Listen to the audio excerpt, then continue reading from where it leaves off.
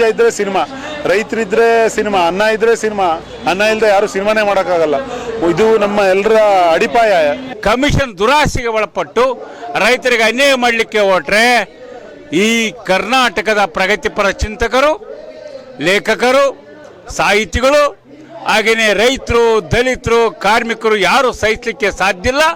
ಈ ಹೋರಾಟ ಸಂಪೂರ್ಣ ಸಂಘರ್ಷಕ್ಕೆ ಹೋಗೋಕ್ಕೂ ಮುಂಚೆ ಸರ್ಕಾರ ಎಚ್ಚೆತ್ಕೊಂಡ್ರೆ ಒಳ್ಳೆಯದು. ದೇವನಹಳ್ಳಿ ಮತ್ತು ಚನ್ನರಾಯಪಟ್ಟಣ ರೈತರ ಈ ಹೋರಾಟ ಬಹಳ ನ್ಯಾಯಬದ್ಧವಾದ್ದು ಅಂತ ಹೇಳಿ ನನಗೆ ಅನಿಸಿದೆ. ಅದಕ್ಕಾಗಿ ಬೆಂಬಲ ಕೊಡೋಕೆ ಬಂದಿದ್ದೇನೆ. ಯಾವುದೇ ನಾಡಿನಲ್ಲಿ ರೈತರು ನಾವು ಭೂಮಿ ಕೊಡಲ್ಲ ಅಂದರೆ ಸರ್ಕಾರ ಕಿತ್ಕೋಬಾರ್ದು, ಕಿತ್ಕೊಳ್ಳೋ ಹಕ್ಕಿಲ್ಲ ಅವ್ರಿಗೆ. ಅದು ಈ ಕಾರ್ಪೊರೇಟ್ ಶಕ್ತಿಗಳ ಒತ್ತಡಕ್ಕಾಗಿ, ಅವ್ರ ಲಾಬಿಗಾಗಿ ರೈತರನ್ನ ಬಲಾತ್ಕಾರವಾಗಿ ಅವ್ರ ಭೂಮಿ ಕಿತ್ಕೊಳ್ಳೋದು ಅಂದರೆ ಅವ್ರನ್ನ ಕೊಂದಂಗೆ, ಅವ್ರು ಕೊಲೆ ಮಾಡ್ದಂಗೆ. ರೈತರು ಈ ಸರ್ಕಾರ ಬರೋದಕ್ಕೆ ಮತ ಹಾಕಿದ್ದಾರೆ ಮತ್ತು ಬೆಂಬಲಿಸಿದ್ದಾರೆ. ಸರ್ಕಾರ ಈ ತಪ್ಪನ್ನು ಮಾಡಬಾರ್ದು. 4ನೇ ತಾರೀಕು ಅವರ ಪರವಾಗಿ ನಿರ್ಣಯ ತಗೋಬೇಕು. ಇಲ್ಲದೆ ಹೋದರೆ ಬಹಳ ಕೆಟ್ಟ ಪರಿಣಾಮ ಈ ಸರ್ಕಾರದ ಮೇಲೆ ಆಗ್ತದೆ ಅಂತ ನಾನು ಭಾವಿಸಿದ್ದೇನೆ. ದೇವನಹಳ್ಳಿ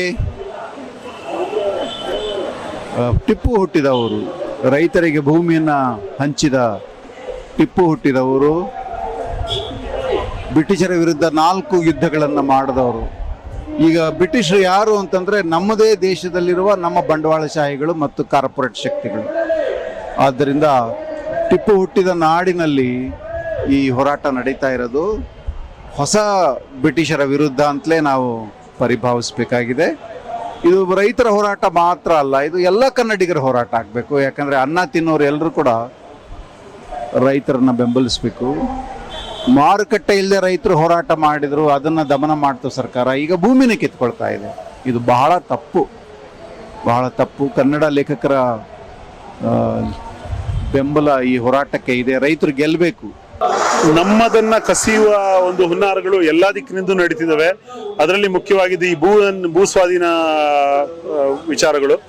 ಮುಖ್ಯವಾಗಿ ರೈತರನ್ನ ಕಷ್ಟಕ್ಕೆ ದುಡಿದ್ರೆ ಅಥವಾ ರೈತರ ಭೂಮಿಯನ್ನು ಕಸ್ಕೊಂಡ್ರೆ ನಾವೇ ನಮ್ಮ ಅನ್ನವನ್ನು ಕಸ್ಕೊಂಡ ಹಾಗೆ. ಯಾಕಂದ್ರೆ ನಮ್ಮ ಅನ್ನ ಬೆಳೆಯೋರೇ ರೈತರು. ಇದು ನೀವು ನೋಡ್ತಾ ಬಂದ್ರೆ, ನಾನು ವಾರಾಯಿ ಮುಳುಗಡೆ ಪ್ರದೇಶದಿಂದ ಬಂದವನು. ಅಲ್ಲಿ ಮುಳುಗಡೆ ಆಗಿದೆ ವಿದ್ಯುತ್ ಯೋಜನೆಗಳಿಗಾಗಿ. ಮುಳುಗಡೆ ಆದ ನಂತರ ರೈತರಿಗೆ ಪರಿಹಾರ ಏನೋ ಕೊಡ್ತಾರೆ. ಆದ್ರೆ ಪರಿಹಾರ ಕೊಟ್ಟ ನಂತರ ಯಾವ ರೈತರು, ಹೆಚ್ಚಿನ ಭಾಗ ರೈತರು ಕೆಲವೇ ಒಂದು ವರ್ಷಗಳಲ್ಲಿ ಆ ಪರಿಹಾರ ಖಾಲಿಯಾಗಿ ನಿರ್ಗತಿಕರಾಗ್ತಾರೆ. ಭೂಮಿ ಅನ್ನೋದು ಯಾವತ್ತೂ ಶಾಶ್ವತ, ಆದ್ರೆ ಪರಿಹಾರ ಶಾಶ್ವತ ಅಲ್ಲ. ಹಾಗಾಗಿ ರೈತರ ಬಲವಂತದ ಭೂ ಸ್ವಾಧೀನವನ್ನ ಯಾವತ್ತೂ ನಾವೆಲ್ಲ ವಿರೋಧಿಸಬೇಕು. ಕೇವಲ ನಮಗಾಗಿ, ಕೇವಲ ರೈತರಿಗಾಗಿ ಅಲ್ಲ, ಇಡೀ ಸಮಾಜಕ್ಕಾಗಿ. ಮುಂದೊಂದು ದಿನ ನಾವು ಅನ್ನದಿಂದಲೇ ವಂಚಿತರಾಗಬೇಕಾಗತ್ತೆ. ರೈತರ ಭೂಮಿಯನ್ನು ಕಸ್ಕೊಳ್ತಾ ಹೋದ್ರೆ, ಬರೀ ಕಾರ್ಖಾನೆಗಳನ್ನ, ಕೈಗಾರಿಕೆಗಳನ್ನ ಅಲ್ಲಿ ಸ್ಥಾಪಿಸ್ತಾ ಹೋದ್ರೆ ಖಂಡಿತ ನಮ್ಮ ಅನ್ನ ಸಿಗೋದಿಲ್ಲ. ಮುಂದಿನ ದಿನ ಅನ್ನಕ್ಕೆ ದೊಡ್ಡ ಹೋರಾಟ ಮಾಡಬೇಕಾಗತ್ತೆ. ನನಗೆ ಯಾವಾಗಿಂದನೂ ಒಂದು ಸಾಮಾಜಿಕ ಕಳಕಳಿ ಇದೆ. ನಾವೆಲ್ಲ ಇದ್ರೆ, ಈ ಸಮಾಜ ಇದ್ರೆ ಸಿನಿಮಾ, ರೈತರಿದ್ರೆ ಸಿನಿಮಾ, ಅನ್ನ ಇದ್ರೆ ಸಿನಿಮಾ, ಅನ್ನ ಇಲ್ಲದೆ ಯಾರು ಸಿನಿಮಾನೇ ಮಾಡೋಕ್ಕಾಗಲ್ಲ. ಇದು ನಮ್ಮ ಎಲ್ಲರ ಅಡಿಪಾಯ. ರೈತರು ಅಥವಾ ಕೃಷಿ ನಮ್ಮೆಲ್ಲರ ಅಡಿಪಾಯ. ಹಾಗಾಗಿ ಇವರಿಗೆಲ್ಲ ನಾವು ಬೆಂಬಲಿಸಿಲ್ಲ ಅಂದ್ರೆ ಮುಂದೊಂದು ದಿನ ನಮ್ಮ ಬದುಕಿಗೆ ಸಂಚಕಾರ ಬರುತ್ತೆ. ಆ ಜ್ಞಾನ ನನಗಿದೆ. ಹಾಗಾಗಿ ನಾನು ಇಲ್ಲಿ ಬಂದು ಆ ಒಂದು ಕೃತಜ್ಞತೆ ಕೂಡ ಇದೆ. ನಾವು ಅನ್ನ ತಿಂದಿದೀವಲ್ಲ, ಯಾರೋ ಬೆಳೆದ ಅನ್ನವನ್ನೇ ತಿಂದು ನಾವು ಬದುಕಿರೋದು. ಆ ಕೃತಜ್ಞತೆಯ ಋಣ ತೀರಿಸ್ಲಿಕ್ಕಾದ್ರೂ ನಾವೆಲ್ಲ ಬರಬೇಕು. ಚನ್ನರಾಯಪಟ್ಟಣದ ರೈತರು 1777 ಎಕರೆಯನ್ನ ಯಾವುದೇ ಕಾರಣಕ್ಕೂ ಕೂಡ ನಾವು ಬಿಟ್ಕೊಡಲ್ಲ ಅಂತ ಹೇಳಿ ಸುಮಾರು 3.5 ವರ್ಷಗಳಿಂದ ಹೋರಾಟವನ್ನ ನಡೆಸ್ತಾ ಇದ್ದಾರೆ. ಆದರೆ ಸರ್ಕಾರ ಒಂದು ಕಡೆಯಲ್ಲಿ ಹೇಳುತ್ತೆ, ಕಾಂಗ್ರೆಸ್ನ ಹೈಕಮಾಂಡ್ ಅವರಾಗಿರುವಂಥ ರಾಹುಲ್ ಗಾಂಧಿ ಅವರು ನಾವು ಸಂಪತ್ತಿನ ವಿಕೇಂದ್ರೀಕರಣವನ್ನು ಮಾಡ್ತೇವೆ ಅಂತ ಹೇಳ್ತಾರೆ. ಆಮೇಲೆ UPA 1ನೇ ಸರ್ಕಾರದಲ್ಲಿ ಭೂ ಕಾಯ್ದೆಯನ್ನು ತಿದ್ದುಪಡಿಯನ್ನು ತಂದು ಯಾರೂ ಕೂಡ ಒಪ್ಪಿಗೆ ಇಲ್ಲದೆ ಬಲವಂತವಾಗಿ ಇದು ಏನು ಕಬ್ಜಾ ಮಾಡಬಾರ್ದು ಅನ್ನುವಂಥದ್ದನ್ನು ಒಂದು ಕಾನೂನನ್ನು ಕೂಡ ತರ್ತಾರೆ. ಆದರೆ ಈ ಕಾನೂನಿಗೆ ವಿರುದ್ಧವಾಗಿ ಕರ್ನಾಟಕ ಸರ್ಕಾರ ಇಲ್ಲಿ ಚನ್ನರಾಯಪಟ್ಟಣದಲ್ಲಿ 80% ರೈತರು ಏನು ನಾವು ಕೊಡಲ್ಲ ಅಂತ ಹೇಳಿದ್ರು ಕೂಡ ಇದನ್ನ ಕಿತ್ಕೊಳ್ಳೋಕೆ ಹೊರಟಿದ್ದಾರೆ. ಮತ್ತೊಂದು ಕಡೆಯಲ್ಲಿ ಅಧಿಕಾರ ಸಂಪತ್ತು ವಿಕೇಂದ್ರೀಕರಣ ಅಂತೇಳಿ ಇಲ್ಲಿ ಸಂಪತ್ತನ್ನ ಕ್ರೋಢೀಕರಣ ಮಾಡುವ ಕಾರ್ಪೊರೇಟ್ ಮತ್ತು ಬಂಡವಾಳಗಾರರ ಪರವಾದಂತ ನಿಲುಮೆಗಳನ್ನ ಇಲ್ಲಿಯ ಸರ್ಕಾರ ತಗೊಂಡಿದೆ. ಹಾಗಾಗಿ ನಾವು ಇದನ್ನ ವಿರೋಧ ಮಾಡ್ತಾ ಇದ್ದೀವಿ.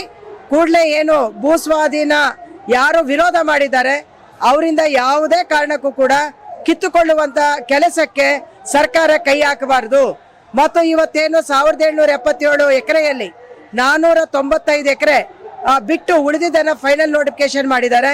ಫೈನಲ್ ನೋಟಿಫಿಕೇಶನ್ ಮಾಡಿರೋದನ್ನ ರಾಜ್ಯದ ಸಚಿವ ಸಂಪುಟದಲ್ಲಿಟ್ಟು ವಿಶೇಷ ಪ್ರಕರಣ ಅಂತೇಳಿ ಪರಿಗಣಿಸಿ ಇದನ್ನ ಡಿನೋಟಿಫೈ ಮಾಡಲಿಕ್ಕೆ ಅವರು ತೀರ್ಮಾನವನ್ನ ತಗೊಳ್ಬೇಕು.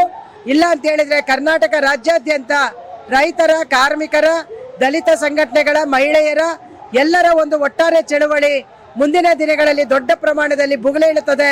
ಆ ತರದಕ್ಕೆ ನೀವು ಅವಕಾಶವನ್ನ ಕೊಡಬಾರದು ಅನ್ನೋದನ್ನ ಈ ಮುಖಾಂತರವಾಗಿ ಹೇಳ್ತಾ ಇದ್ದೀವಿ.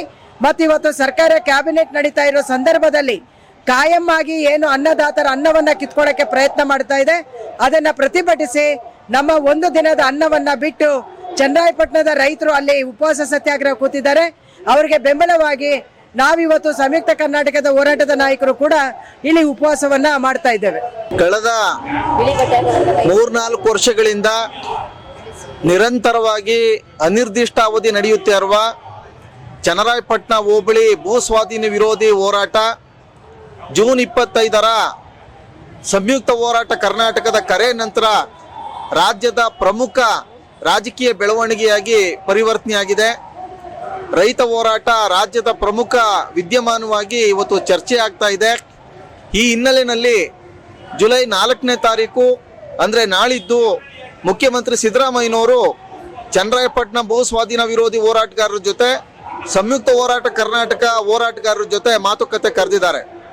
ಆ ಮಾತುಕತೆ ಸಂದರ್ಭದಲ್ಲಿ ಹಿಂದೆ ವಿರೋಧ ಪಕ್ಷದ ನಾಯಕರಾಗಿದ್ದಾಗ ಸಿದ್ದರಾಮಯ್ಯನವರು ಏನು ಭರವಸೆ ಕೊಟ್ಟಿದ್ರು, ಅನ್ಯಾಯ ಮತ್ತು ಅಕ್ರಮ ಭೂ ಸ್ವಾಧೀನವನ್ನು ಬಿಜೆಪಿ ಮಾಡಿಕೊಂಡಿದೆ, ಈ ಅನ್ಯಾಯ ಮತ್ತು ಅಕ್ರಮ ಭೂ ಸ್ವಾಧೀನವನ್ನು ತಾನು ಅಧಿಕಾರಕ್ಕೆ ಬಂದರೆ ರದ್ದು ಮಾಡ್ತೀನಿ ಅಂತ ಆ ಮಾತಿನಂತೆ ನಡ್ಕೋಬೇಕು ಅಂತೇಳಿ ಮತ್ತಷ್ಟು ಸರ್ಕಾರದ ಮೇಲೆ ರೈತ ಪರವಾದಂಥ ಒತ್ತಡ ಏರುವ ದೃಷ್ಟಿಯಿಂದ ಇವತ್ತು ಫ್ರೀಡಂ ಪಾರ್ಕ್ನಲ್ಲಿ 6ನೇ ದಿನದ ಅಹೋರಾತ್ರಿ ಧರಣಿ ನಡೀತಾ ಇದೆ.